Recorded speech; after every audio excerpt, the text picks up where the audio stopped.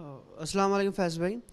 फैज़ भाई, मेरा सवाल अल हिरा ग्रुप की जो प्रेसिडेंट है नौरा शेख के बारे में है। उनके बारे में जो है दीनी तौर पे जो है उलमा जो है कुछ बात कह रहे हैं, सपोर्ट करो या ना करो। और इस तरह जो है मार्केट में जो बिज़नेस चल रहा था उसमें जो है अक्सर लोग जिनके पैसे ज़ाहिर सी बात है अभी तक रिफ़ंड नहीं हुए या फिर उन्हें प्रॉफ़िट नहीं मिला, तो वो भी बहुत सारे चीज़ कह रहे हैं। सवाल दरअसल ये है कि ऐसे उस पे जब मार्केट में कुछ चीज़ चल रही हो तो एक आम इंसान जिसमें हम लोग हैं वो क्या करे, क्योंकि कभी उसको दीनी टॉपिक बनाया जा रहा है, कभी पॉलिटिकल और कभी बिजनेस। भाई ने एक सवाल किया कि एक मखसूस कंपनी का उन्होंने नाम लिया और कहा कि उसके जो डायरेक्टर है और उससे जो लोग इन्वेस्ट कर रहे थे उनको अब पैसा नहीं मिल रहा है तो वो परेशान हैं। कभी ये सियासी मसला हो जाता तो कभी समाजी मसला हो जाता तो कभी लोग इकोनॉमिकल इशू खड़ा कर देते हैं और मुख्तलिफ बातें लोगों के सामने आ रही हैं। एक आम आदमी होने के नाते हम क्या करें। देखिए, मैं मुकम्मल तौर से या इन डिटेल उस बिज़नेस को जो आपने नाम लिया या उसके ग्रुप को या उनके लीडर को ज़ाती तौर से नहीं पहचानता, ना ही उस बिज़नेस को मैंने पर्सनली कोई मॉनिटर किया या उसको पूरा स्टडी किया हूँ कि हाँ इसमें वो कर सकते। लेकिन एक जनरल जवाब तो मैं एक आवाम को दे सकता हूँ। पहली चीज़ तो ये जब आपने किसी से बिज़नेस चालू किया तो क्या वजूहात थी उस बिज़नेस में इन्वेस्ट करने की आपको, वो वजूहात को, उन ऑब्जेक्टिव्स को और एम्स को आपको याद करना पड़ेगा। तो अक्सर के एम्स एंड ऑब्जेक्टिव ये थी कि बस उनको पैसा रिटर्न में चाहिए। समझ रहा, शरिया कंप्लायंस, हलाल बिजनेस की खुसूसियत होती है कि आप प्रॉफिट में शामिल होते हैं तो लॉस में भी शामिल होते हैं। तो अक्सर लोगों ने जिसने इन्वेस्ट किया था उन्होंने प्रॉफिट एंड लॉस की वजह से इन्वेस्ट नहीं किया था, उन्होंने प्रॉफिट एंड प्रॉफिट के लिए इन्वेस्ट किया था, जिसके नतीजे में वो जैसे ही बंद हुआ तो उनको लगा ये कैसे हो सकता है, तो ये तो सूदी कंपनी का निज़ाम है, उसमें आप डालते तो ज़्यादा, मैं समझता हूँ फायदा होता कि उसमें आपको प्रॉफिट ही मिलता। तो गोया ऐसा हो गया कि भाई हाँ हमको चूंकि सूद 9.25% मैक्सिमम मिलता, यहाँ प्रॉफिट ज़रा ज़्यादा मिल रहा तो हमने यहाँ लगा दिया नाउज़ुबिल्लाह। मतलब मैं ये नहीं कह रहा हूँ कि सूदी उसमें लगाइए, इनके पास मत लगाना था, मैं बोलना ही चाह रहा हूँ जिस सोच से आपने लगाया वो सिर्फ प्रॉफिट का था। समझ रहा। तो पहला तो ये था, इन्वेस्टर्स ने पैसा इसलिए लगाया कि किसी ने बिजनेस मॉडल पढ़ा ही नहीं था और उन्होंने बस पैसा आंख बंद करके लगा दिया और ये नियत से कि प्रॉफिट। ये सूदी निज़ाम तो नहीं था, जो उनका दावा था वो यही था कि ये शरिया कंप्लायंस बिजनेस है, तो प्रॉफिट के भी आप शरीक होंगे और लॉस के भी होंगे। सेकंड चीज़ क्या होता है याद रखिए, क्योंकि मैं भी एक इंस्टीट्यूशन चलाता हूँ जो फाइनेंस देता है लोगों को, बैंकिंग हम चलाते हैं, ठीक है, नॉन इंटरेस्ट बेस्ड, तो मैं भी ये चीज़ जानता हूँ। अगर आज अल्लाह ना करे किसी ने मेरे सिस्टम के और मेरे इदारे के खिलाफ आवाज़ उठा दी आज कि ये इदारा डूब रहा है और आप सब जो उसके अकाउंट होल्डर्स है अचानक आ जाए और कहे कि भाई हमारा पैसा वापस दो, हालांकि मैं कोई इन्वेस्टमेंट कॉर्पोरेशन नहीं है कि आपका पैसा लेके हम इन्वेस्ट करते हो रिटर्न देते, हम लोग तो फाइनेंस करते हैं या बैंकिंग करते हैं इस्लामिक पॉइंट ऑफ व्यू से या नॉन इंटरेस्ट बेस्ड जिसको बोलेंगे। तो भी अगर सब लोग एक साथ मेरे पास आ जाएंगे तो मुझे मालूम है मेरा इदारा 1 घंटा बहुत ज़्यादा टाइम है, 30 मिनट्स में ख़त्म हो जाएगा, क्योंकि जितना पैसा है हमारे पास 30 मिनट में लोग निकाल लेंगे। लेकिन उसके मेंबर्स अभी भी बाकी रहेंगे जिनको पैसा नहीं मिला। क्यों नहीं मिला? कई लोगों को लोन दिया जा चुका आपके पैसों से, अब आप ये पैनिक और डर से आके बोलेंगे अभी दो, तो मैं नहीं दे पाऊंगा। अब आपको जो करना है कर लो, नेचुरल होता है ये, तो मैं अपनी बात कर रहा हूँ। आप इंडिया के सबसे बड़े बैंक के पास भी चले जाएंगे और पूरे बैंक के अंदर डिपॉजिटर्स जाकर एक साथ बोलेंगे हमको निकालना है, तो वो बैंक उसी घंटे, और आजकल तो सब ऑनलाइन है, मैं कहता हूं उसी सेकंड और उसी मिनट बैंकरप्ट कहलाएगा, मतलब पूरा खत्म हो जाएगा। आप देखिए ना, चूंकि वो एसेट्स में लगा चुके होते हैं। कुछ लोन तो ऐसे देते हैं जो 7 ईयर्स टू 10 ईयर्स में आते हैं, होम लोन्स, तो उनको उस हिसाब से प्लानिंग में लगा हुआ है। अब आके पूरे डिपॉजिटर्स बोल रहे पैसा होना, तो डूब जाता। अब एक इन्वेस्टमेंट कॉर्पोरेशन आपने बनाया, मतलब जिसमें इन्वेस्टमेंट ले रही है, तो मैंने बैंक्स की और फाइनेंशियल कॉर्पोरेशन की बात की, वो डूब जाएंगे। अब इन्वेस्टमेंट में तो होता है कि आपका पैसा कहीं खपा हुआ है मतलब लगा हुआ है, एक कंपनी डाल दी, एक ये कर दिया, एक इन्वेस्टमेंट कर दिया, एक फलां कर दिया। अब अचानक पूरे इन्वेस्टर आ जाएंगे तो क्या होगा? बैंक में तो भी लिक्विड कैश होता है, फाइनेंस कॉर्पोरेशन भी किसी बैंक से टाइप करके लिक्विड कैश जनरेट कर लेती है। इन्वेस्टमेंट तो जनरली कंप्लीटली लग जाता है, सिर्फ रनिंग कैश उनके हाथ में होता है। अगर कोई समझ लीजिए 100 करोड़ का बिजनेस चला रहा है और उसके मैं समझता हूँ लिक्विड कैश होता होगा 2-1 करोड़ का, 2% 3% रखता है वो, 97 इन्वेस्ट है ताकि इन्वेस्टर्स को पैसा दे वापस रिटर्न, डिविडेंड की शक्ल में, प्रॉफिट की शक्ल में। अब अचानक पूरे लोग चल जाएंगे तो वो मैक्सिमम कितने लोगों को दे पाएंगे बताइए? 100 CR में से वो 3 CR ही उसके पास लिक्विड है, ज़्यादा से ज़्यादा वो निकाल सकता है। अच्छा, वो उसने निकाल दिया समझ लीजिए पूरा, तो चलने वाली कंपनी भी ठप जिनके पास पैसा लगा बैठा। नहीं, अगर वो उनका इन्वेस्टमेंट था तो आता क्यों नहीं? इन्वेस्टमेंट कॉरपोरेशन अलग किस्म से चलती है, जो अपने इन्वेस्टमेंट्स को लगा चुकी होती है। अब अगर समझ लीजिए उन्होंने कंपनी डाली है, आप कंपनी को चलाने देंगे तो कुछ निकलेंगे ना। अब आप सब आके खड़े दो दो दो, तब वो बोली कंपनी की ईंटें ले जाओ उठाकर और टीने ले जाओ निकाल कर, क्या देंगे आपको? एक चलते हुए बिजनेस से आप हर महीने 1 लाख रुपए कमाते हैं, लेकिन वहीं अगर वो बिजनेस से पैसा डालने वाले आके अगर नोच के खाना चाहे तो वो टीन कितने में बिकेंगे और वो घर कितने में बिकेगा? वो चंद रुपयों में बिक जाएगा और पूरा पैसा डूब जाएगा। तो आपको ढील देना पड़ेगा। तो पहली चीज, पैसा लगाने वालों ने सोचा और समझा नहीं, उनकी नियति गलत थी पैसा लगाने। और अल्लाह रहम करे, शायद उनको इससे ज्यादा पैसा कोई सूदी देता तो वहां भी लगा देते। उनका मकसद था profit and profit, nothing is loss. मतलब कोई उम्मीद ही नहीं थी उनको कभी घाटा होगा किसी चीज। ये सोच ही गलत थी। मैं ये दावा नहीं कर सकता कि वो कंपनी कैसे चल रही है, क्या वो शरिया कंप्लायंट है नहीं है, मैं उसका दावा नहीं करता क्योंकि मैं पर्सनली नहीं जानता। लेकिन मैं एक जनरल आदमी की हैसियत से सोच रहा हूँ कि आपने लगाया था तो किस हैसियत से लगाया था। रिटर्न भी मांग रहे तो रिटर्न मांगने का एक तरीका होता है। अगर ऐसे कोई आ जाए तो मैं आपको दावा कर रहा हूँ, हिंदुस्तान का सबसे बड़ा बैंक नहीं, दुनिया का सबसे बड़ा बैंक भी घंटों में डूब जाएगा अगर आप सब आकर एक साथ में। चूंकि बैंक्स अपने लोन्स दे चुके हैं, एसेट्स में पैसा खपा चुके होते हैं, आप अचानक उनसे डिमांड नहीं करते। हाँ, वो 25 to 35% लिक्विड कैश रखते हैं, बैंक सबसे ज़्यादा रखते हैं, समझ रहे? जाहिर सी बात क्या होता है। इन्वेस्टमेंट कॉर्पोरेशन तो बहुत कम लिक्विड कैश अपने पास रखते हैं, क्योंकि उनका अक्सर पैसा उनके इन्वेस्टमेंट में लगता है ताकि उसके रिटर्न्स अपने इन्वेस्टर्स को ज़्यादा से ज़्यादा प्रॉफिट की शक्ल में होते। लेकिन वो डूब भी सकते हैं, जहाँ फ़ायदा होता है वहाँ नुकसान भी होता है। बहरहाल, लेकिन पहली चीज़ तो मैं कहूँगा, लोग कहाँ पैसा लगा रहे हैं, बहुत सोच समझ के पैसा लगाए। यहाँ गलती ये भी हुई, इन्होंने लगाया तो हमने भी लगा दी। अब आपको ये नहीं मालूम इन्होंने क्या लगाया और आपने क्या लगाया। इन्होंने क्या लगाया मालूम आपको? ए नंबर ने क्या लगाया मालूम? ए नंबर अपनी कमाई करके, कमाई में से खा पी के जो बच रहा था वो लगा दी। बी नंबर ने क्या बोले? ए नंबर बहुत होशियार आदमी है दुनिया का, अगर इन्हें लगाया तो इन्हें सही जगह लगाऊंगा। बी नंबर ने अपना घर बेच के लगा दी। ए ने क्या करे? ए ने अपना खा पी के जो बच रहा था वो लगाए। बी ने बोले जब ए बहुत होशियार आदमी है दुनिया भर का तो मैं भी लगा देता हूँ। बी ने बोले मैं घर बेच के लगा देता हूँ। अब जब डूब गई है स्कीम या जो भी हो गया, रुक गई, तो लोग बोल रहे अरे ए तुमने लगाए थे ना पैसा, तो हमने लगाए थे। ए बोल रहे कि जनाब मेरा ये एक्स्ट्रा पैसा था, मैं ऑलरेडी आपको बिजनेस का पैसा बिजनेस बंद करके लगाया था। बी बोल रहे मैंने तुम्हारे चक्कर में बोले मेरा घर बेच के लगा दिया। तो ए की क्या गलती है उसके अंदर? मैं बोल रहा हूँ अक्सर लोगों ने किसी को देख के लगा लिए, इनको इतना मिल रहा था मेरे को इतना होना। हलाल हराम की तमीज थी नहीं वहाँ असल तमीज क्या थी मालूम? सिर्फ किसको ज्यादा मिलेगा, and profit and profit and profit and profit and profit, यही सोच के लोग आए थे। लेकिन आप सोचिए लॉस भी होते हैं बिजनेस। तो ए को देखकर बी ने लगा दिए, बी को देखकर सी ने लगा दिए। हालात ऐसी भी कुछ लोगों की, मैं इनका नहीं कह रहा हूँ, लेकिन जनरल बात कर रहा हूँ। कई स्कीम्स मैंने देखा डूबते हुए, तो मैंने लोगों को देखा, लोगों ने अपना रिटायरमेंट का फंड लगा दिया। रिटायर हुए, पैसा मिला 20 लाख 10 लाख पूरा लगा दिया। क्यों? तो बोले ए ने लगाया, अलिफ ने लगाया, वहाँ बहुत होशियार है वो, दुनिया भर का चतुर चालाक है। मैं भी क्या करता हूँ, लेकिन ए ने अपना जिंदगी भर का सरमाया नहीं लगाया। तो बा ने क्या किया, अलिफ को देखकर बी ने उन्हें क्या किया, उसके रिटायरमेंट के प्लान्स पूरे ले लिए गवर्नमेंट से, एक साथ दे दो बोल के 25 ईयर्स का मिल जाता वहाँ लगा। कोई जना अपना घर बेच के खुद ही किराएदार बन गया, अपने ही घर में घर अपना लिए, मेरे को बेचना है। 20 लाख में दोस्त ने खरीद लिया, दोस्त ने बोला तुम ही किराए से रहो, 10,000 रुपये किराया उसको दे रहे, खुद उस घर में रह रहे, और पैसा लगा दी वहाँ, स्कीम डूब गई। अब लेने के देने। तो देखिए पहली चीज़, जब भी आप इन्वेस्टमेंट करें अकल लड़ाएं, सोच लड़ाएं और समझ लड़ाएं। एक आम आदमी होने के नाते मेरी अकल क्या बोलती है मालूम? मोटी अकल, अपना पैसा जब तक अपने पास है तो अपना है, एक बार निकला तो फिर अपना नहीं है वो आने तक। ये बात मेरी लिख के रख लो, जिंदगी भर का उसूल बना लो। मेरे एक बहुत सगे दोस्त है, जिगरी दोस्त है, पक्के दोस्त है, वो उधार मांग रहे, दे दिया ना, गया। अब आया तो ये आपका है वो, नहीं ठीक है, दोस्ती में कमी नहीं, मैं वो नहीं बोल रहा हूँ भाई आपकी दोस्ती अल्लाह बरकरार रखे, मैं नहीं कर रहा दोस्त धोखा देगा।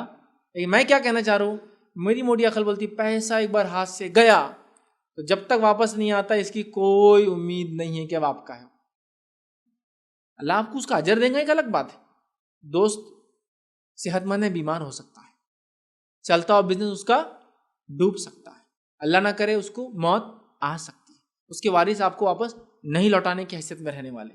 ठीक है, हो सकता है उसकी नीयत मुखलिस थी, सब कुछ उसने किया और वो बैंकरप्ट हो गया, वो उसका दिवालिया निकल गया और वो देना चाहता है। तो मेरा क्या बोलना है, निकल गया ना, तो जब तक आपके पास नहीं आता वो पैसा अब आपका नहीं रहा। तो बहुत सोच समझ के पैसा निकालिए, इन्वेस्टमेंट में, इन्वेस्टमेंट कंपनीज में, इन्वेस्टमेंट कॉर्पोरेशंस में, फाइनेंस जहाँ भी आप लगा रहे हैं, जहाँ बोल रहे हलाल है फला, आजकल बहुत सारी कॉर्पोरेशन से, फाइनेंस कॉर्पोरेशन जो हलाल टर्म्स पे चल रही है, शरिया कंप्लायंस है, गवर्नमेंट ने भी उनको परमिशन दे रखी है, स्पेशली केरला वगैरह में। मैं क्या बोल रहा हूँ, पैसा जब मेरे अकाउंट से निकला, अब मैं समझता हूँ अकाउंट लफ्ज ही बोलने में डर ही लग रहा है मेरे को, फिर भी बहरहाल अभी भी उम्मीद करते हैं कि बैंक सेफ है हमारे, उम्मीद करते हैं अभी भी, क्योंकि बैंक भी बैंकरप्ट हुए, बेल आउट्स हुए, क्या क्या नहीं हुआ। लेकिन चूंकि गवर्नमेंट अंडरटेकिंग होती है तो एटलीस्ट कुछ ना कुछ अमाउंट तो बेल आउट होता है, तो मिल ही जाता है लगाने वालों को। ये मैंने देखा है जहाँ बैंक्स के अंदर या ऐसे कॉर्पोरेशन में गवर्नमेंट का पार्ट होता है। ठीक है, बहरहाल जो भी है, तो आप देखिए तो निकला एक बार आपके अकाउंट से, आपकी तिजोरी से, आपके गले से, और कहाँ रखते लोग, संदूक के नीचे से, अलमारी के अंदर से, जहाँ भी है, निकला।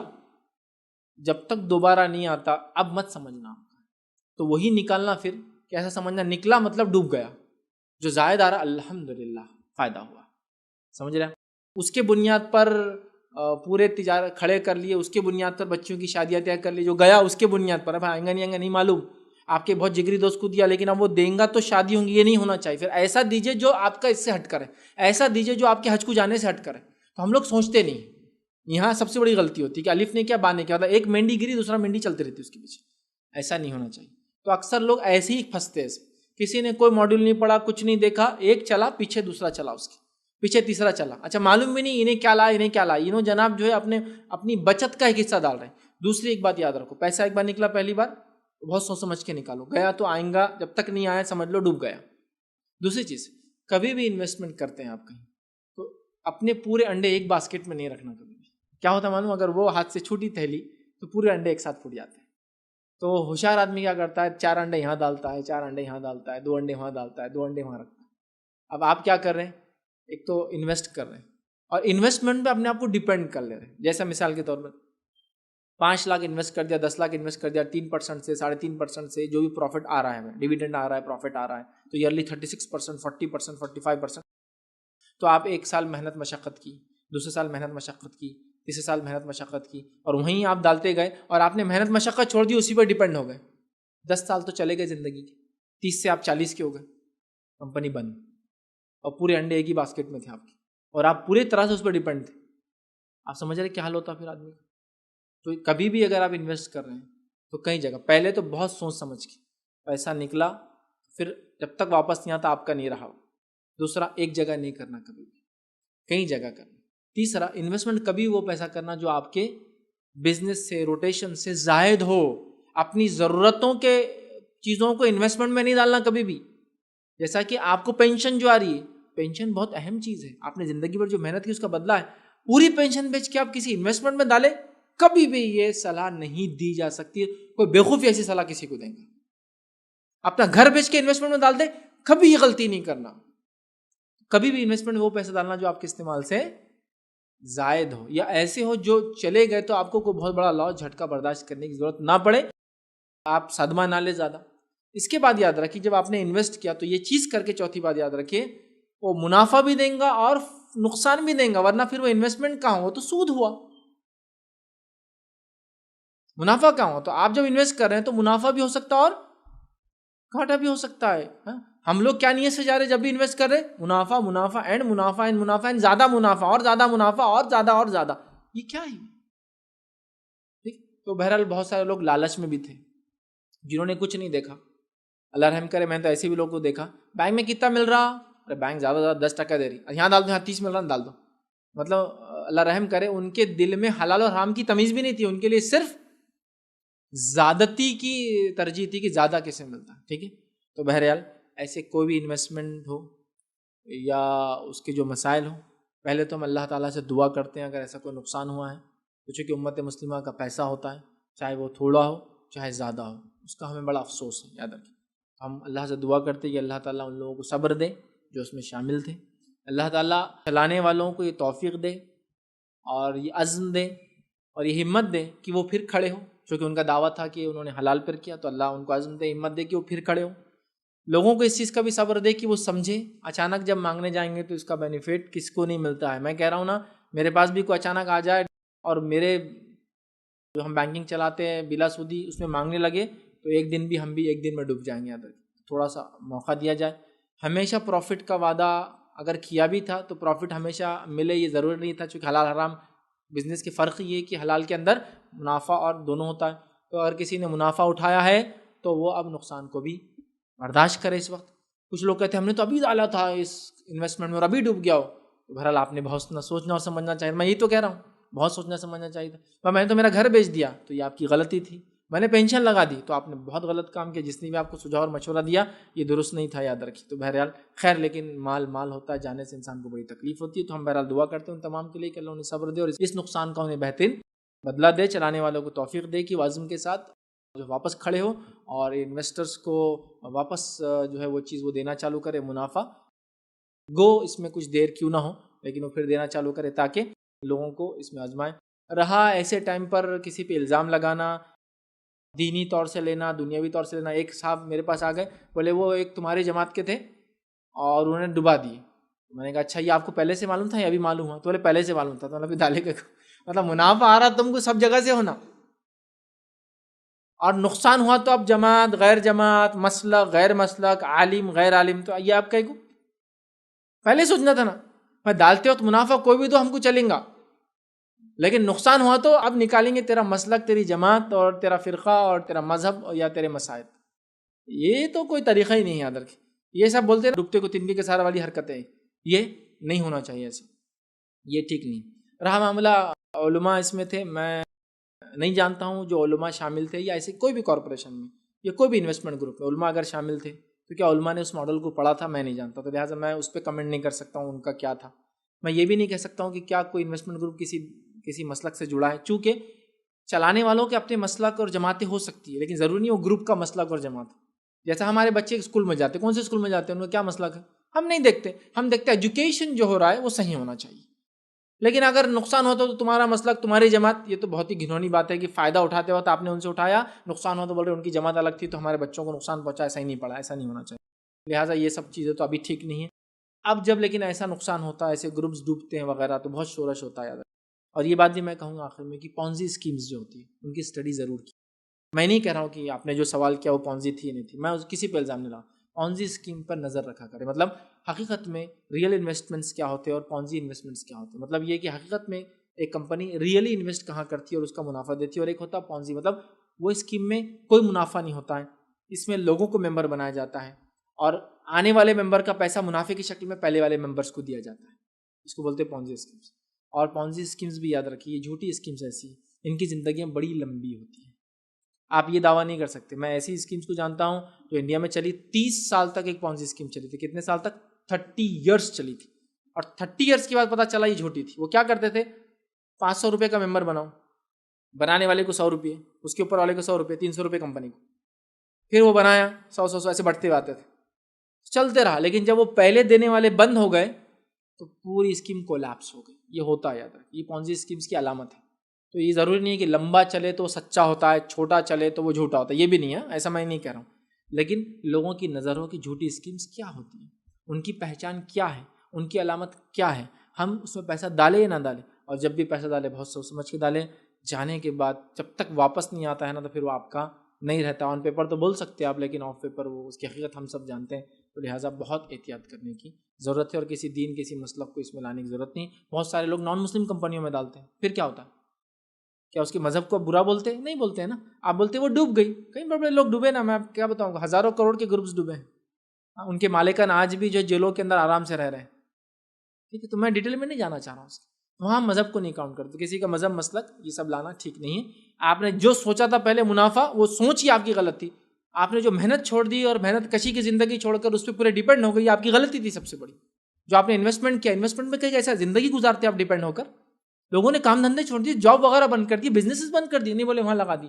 ये दुरुस्त नहीं। बिजनेस में लगाइए, एक्स्ट्रा मनी लगाइए, बेनिफिट आया ठीक, नहीं आया ठीक है। तो बहरहाल सोच समझ कीजिए। जैसा आप शेयर मार्केट में किसी ज़माने में लोगों ने अंधाधुन बेवकूफ़ों के जैसा, गधों के जैसा, भेड़ों के जैसा लगा दिया, क्या नतीजा हुआ? 2009 में क्या हुआ, 2006 में क्या हुआ, डूब गए, याद रखिए, डूब गए, बैंकरप्ट हो गए, बड़े बड़े बैंक्स उसमें चले, स्टॉक मार्केट में।